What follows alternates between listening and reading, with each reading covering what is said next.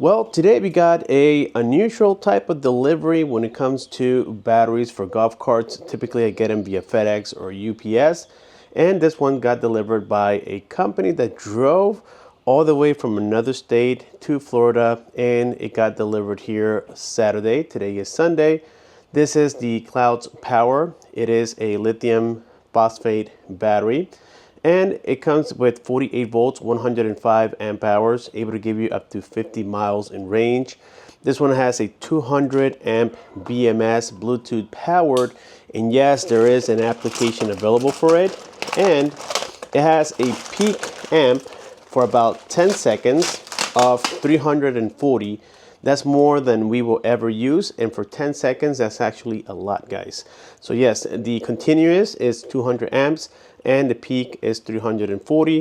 Like I said, it has a maximum range of about 50 miles, and this bundle comes with a charger in which they have shipped it separately, and also it comes with the display as well. The casing is all metal. It comes with an application. I'm going to show you that here momentarily. And it has a weight of 105 pounds. If you compare this to lead acid batteries, it's going to be about triple more in terms of the lead acid batteries. This one is a lot lighter, guys, and that's good for your cart. In this case, we're using the Yamaha G22. So on here, we got some of the ports. This is the first one. This is the positive side. We got the negative side.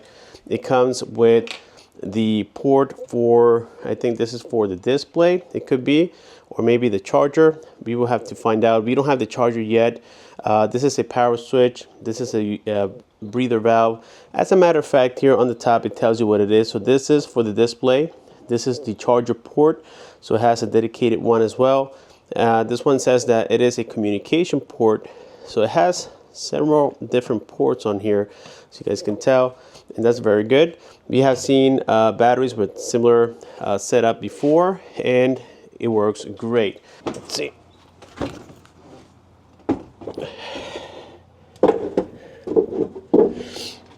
And there we have it. It fits right on. Just an observation, this battery is definitely taller than other batteries that I've tested, just because this top side is so close to the edge. But the good news is that it doesn't really matter because I can still fit the seat. But just double check your measurements on your cart, make sure that it fits, because this one is a little bit taller.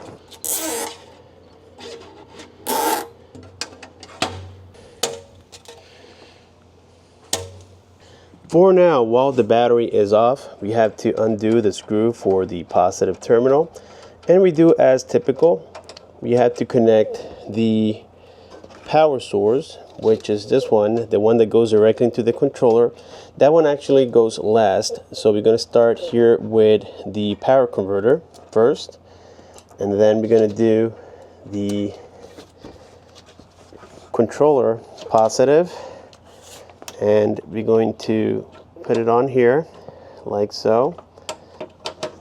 Keep in mind that this time you have a dedicated connector for the charge. We're going to do it by hand first. There we go. And now we start it and see if it has power. And as you guys can hear, the horn is working, so that means that we have power going to the cart. Well, we got a couple of things installed on here. We got the display, guys, and it is very cool because it gives you the information that you need, such as the amperage being absorbed by the motor. That's important. We also need the voltage, and we need the percentage, which is at the very top. We are currently at 97% with this battery. I did make a little bracket for it, as you guys can observe here, and I did it out of nothing really. It was quite simple to do, and I made it work. This is designed to kind of like make a hole on your dashboard and kind of get it installed that way, but I didn't want to keep perforating my little golf cart here, which I use as a dummy cart. And this is the battery. I already showed you guys how to get it connected.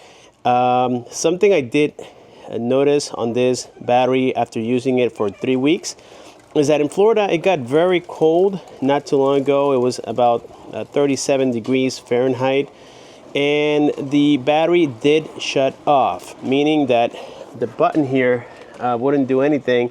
So I read the manuals and I had to cycle it, which means that I had to press this button like 4 times, like on, off, on, off, on, off, and that woke the BMS, and I was able to get power.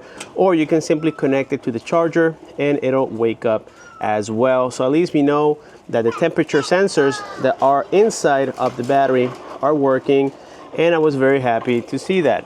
So we got here the little socket that you can also hook up permanently on your golf cart. In this case, I just have it dangling around because I keep testing different batteries, as I keep mentioning, and it is just not worth it for me to keep making holes.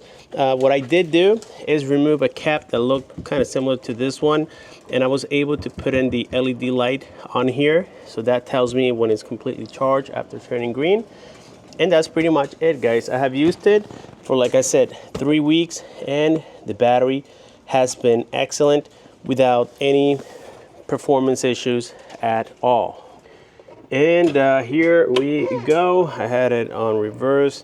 And the thing about me testing these batteries, guys, is that, well, I just really want to, even for myself, for my own reference, know how similar these batteries are built.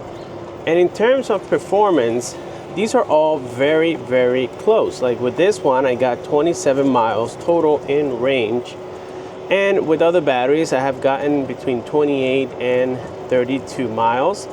I think there was just one battery that I think, I'm not 100% sure, but I believe it was the LiFePO4 battery. With that battery, the maximum I got was about 32 miles. It was either the LiFePO4 or the Mosazor, which was one of the first batteries that I ever reviewed.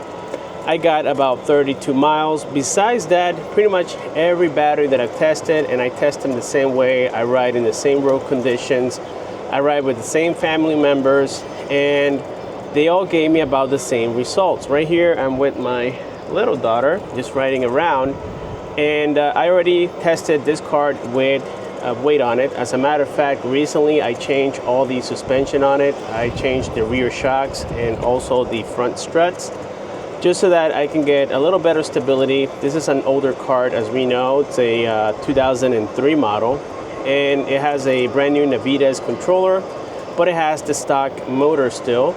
And the maximum I'm able to get is about 25 miles approximately with this golf cart as it is right now, and the current setup that we have on it, which is really impressive. But at the same time, the suspension was a little bit like bouncy, wobbly. I don't know what you guys call it, but I call it bouncy, and so that wasn't safe, and I went ahead and replaced everything.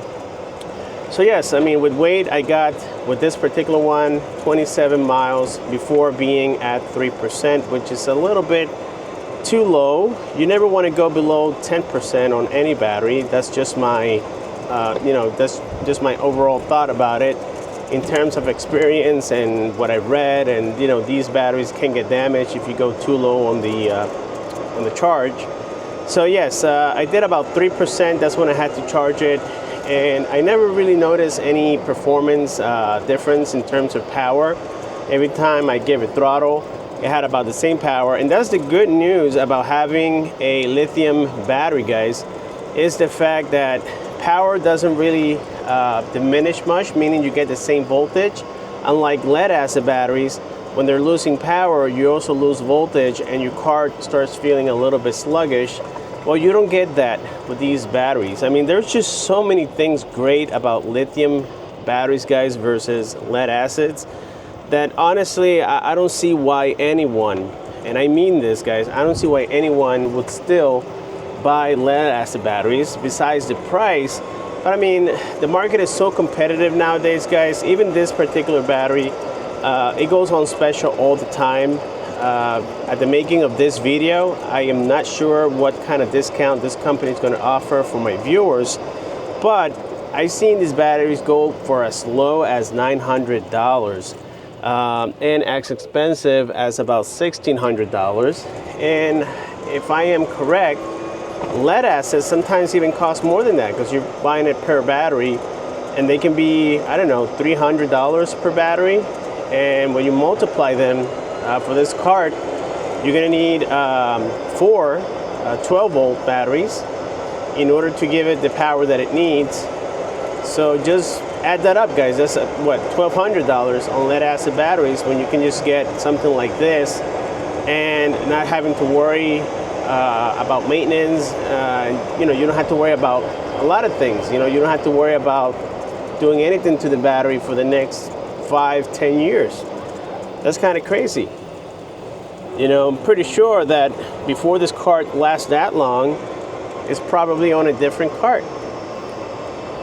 So yes, even though we're not doing a long range test here on camera, I've done it for other golf carts, and believe me guys, it is just phenomenal, the range that you get on it. But yes, we're not going to do that today. And what I can show you here briefly, I'm going to re-angle the camera, is that I'm going to show you the amperage being absorbed by the motor on acceleration. Alright guys, so here it is. I'm not sure if you can see that here through the camera, but we're going to go ahead and accelerate here suddenly. And from what I saw, it did absorb 158 amps on acceleration. And keep in mind that this is a 200 amps BMS, but it has a peak power of over 500 amps for about 3 to 5 seconds, okay? So when it comes to accelerating, unless you are continuous going uphill, you don't have to worry about the amperage because it's only going to do it for a few seconds, and then it's going to go right back down. But unfortunately, where I can ride this golf cart, I don't have hills, and I can't test and see if it's going to do great on hills, but you guys get the idea. It is not absorbing a lot on acceleration, which is typically how batteries do shut down sometimes. When you accelerate it, you hear a click, and then all of a sudden you ran out of power. You had to recycle you know, the power on your battery and then get it restarted that way, guys. So at least we know how much is being absorbed by this system, and I do have the Navitas controller. So now I think it is time to head on back to the house. Man, I love these things. They're so useful, guys. You won't believe it that I no longer walk to throw away my garbage at the house. And in this community, this is a townhouse community. I am glad that they're able to allow me to have a golf cart. Some communities don't allow it, especially when you have associations. Even if it's a single family home, sometimes associations do not allow them to be on the neighborhood. But luckily for me, there's no rules or regulations when it comes to golf carts. We signed a contract with the association, so that's good. And I try to keep it friendly. Sometimes I'm doing favors, you know, inside of this community and whatnot, so that people don't really complain, and I don't speed in here ever just because there are kids running around, and I want to continue creating this content for you guys. So yes, when it comes to that, I am very happy.